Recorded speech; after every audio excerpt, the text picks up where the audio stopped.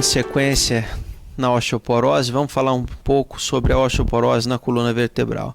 É muito comum um paciente sofrer uma queda, principalmente uma mulher idosa, sofrer uma queda em casa e apresentar uma dor lombar, ser levado pela família no mesmo dia no pronto-socorro e realizarem um raio-x.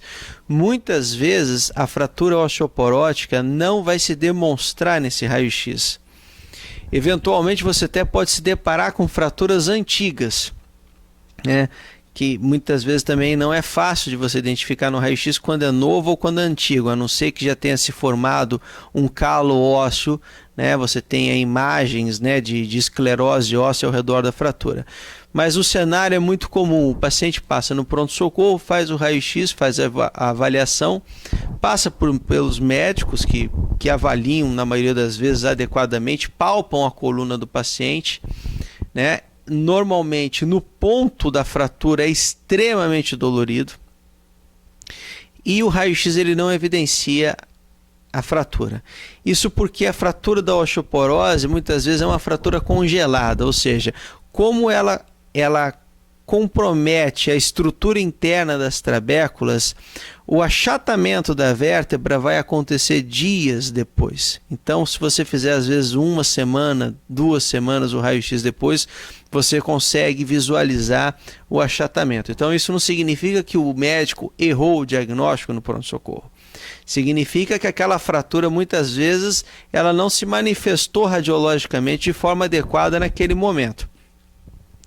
Quando você tem uma forte suspeita de fratura por osteoporose, que é extremamente comum em consultório, o paciente chega no seu consultório, é um idoso que já está em tratamento ou não está em tratamento para osteoporose, que é pior ainda, e é um paciente que ele não consegue ficar em pé, ele fica em pé poucos minutos, às vezes poucos segundos e sente uma dor muito intensa e melhora quando senta ou quando deita. E quando você palpa a coluna, no local que você está palpando a coluna, exatamente no processo espinhoso do lugar fraturado, ele sente muita dor, você deve pensar na osteoporose.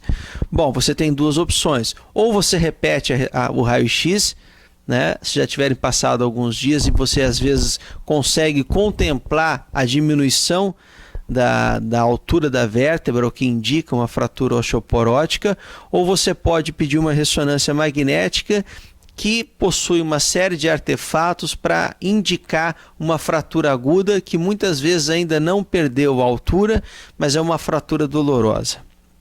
Bom, esses pacientes, eles tendem a melhorar espontaneamente com colete. Você usa colete para imobilizar, mas com cuidado para não gerar uma restrição respiratória no idoso, e com um relativo repouso, porque ele precisa deambular, porque ficar parado também aumenta a perda de massa óssea. E analgésicos de forma adequada, esse paciente tende a melhorar entre 4 a 6 semanas. Quando esse paciente não melhora entre 4 e 6 semanas e a dor é decorrente daquela fratura osteoporótica, você examinou e realmente você, através do seu exame físico, dos exames de imagem, você chegou à constatação que se trata de uma fratura osteoporótica e existem indicações para o procedimento e o paciente tem condições de procedimento, você pode lançar a mão da vertebroplastia e menos frequentemente da cifoplastia, para melhorar esse quadro de dor do paciente. Muitas vezes a dor melhora rapidamente. São procedimentos que requerem um certo cuidado, são pouco invasivos, mas devem ser feitos com cuidado para evitar a embolia, né, do material que está sendo injetado por vasos venosos que drenam, né, a circulação da coluna e evitar embolias pulmonares. Mas enfim, depois desse período de tratamento conservador, se o paciente apresenta uma dor que não é controlada adequadamente e está fazendo ele ficar acamado, que aumenta o risco de pneumonia e uma série de outras complicações, está indicado os procedimentos percutâneos de enchimento vertebral, sejam eles a vertebroplastia ou a cifoplastia. Bom, No próximo vídeo eu vou falar a respeito do tratamento medicamentoso da osteoporose. Foi um prazer em falar com os senhores.